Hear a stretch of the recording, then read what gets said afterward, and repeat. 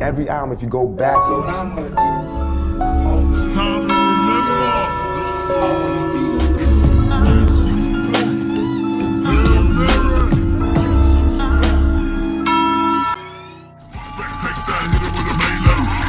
Remember the dawn, west side and we first stood wall. Ain't nobody dying there, ring me along. Nuclear war, hip hop went wrong. Y'all forgot the culture, red hip hop, but we so ready to make that clip pop. And the heart stop, anybody drop shots, we get out, even get shot. What's up, Pac? I'm chillin'.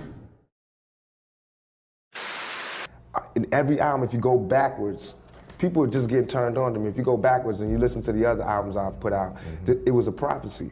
This album, Me Against the World, was made before I went to jail, before I got shot. And all I'm talking about is going to jail and getting shot. So it was a prophecy.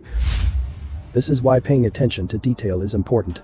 And if you have been following this series, you would know about all the other dots that have been connected. But before we move on, let's go back and listen to part 1. The story is too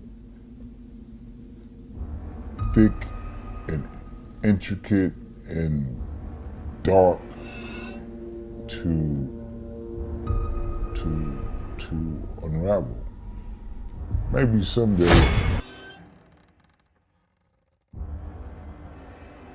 The average person might not be able to catch these things, but that's where we come in. Let's see what backwards reveals.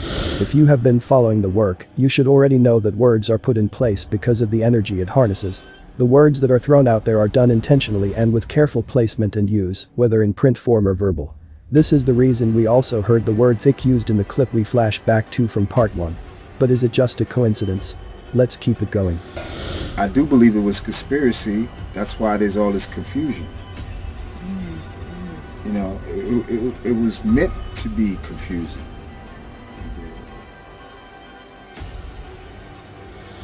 Moving into 62, there are more hints at why the word backwards is the key to untangling the web of confusion. There is more in the number 62, but for the sake of the video, we will keep it to the topic at hand. As we look specifically, you can interpret the first part one of two ways. One being the self-proclaimed prophecy of death as he stated in the opening clip, or two that he was said to have wanted to go to Atlanta instead of going to Vegas that weekend. And the last part being the consequence of actions done in part by him. What do they say about violence?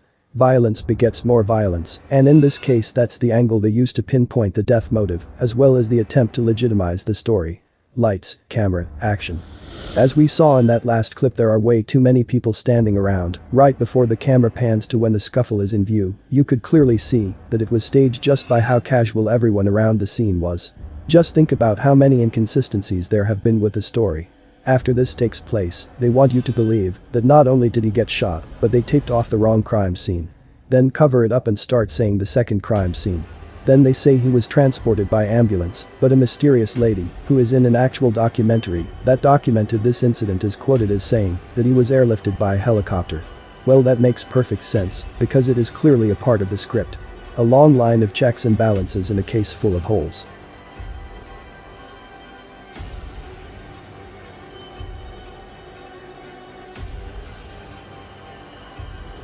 Shot to do right by the community. Y'all do right by me.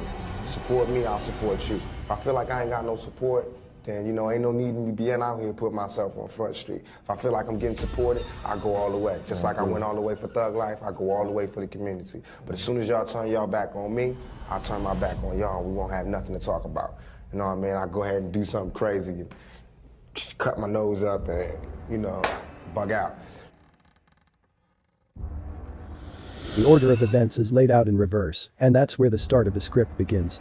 Strife, temptation, betrayal, gets crucified in the media, and atonement and metaphorical sin offering. Black Jesus dies in the city of sin. Expect me, nigga, like you expect Jesus to come back. Expect me, nigga.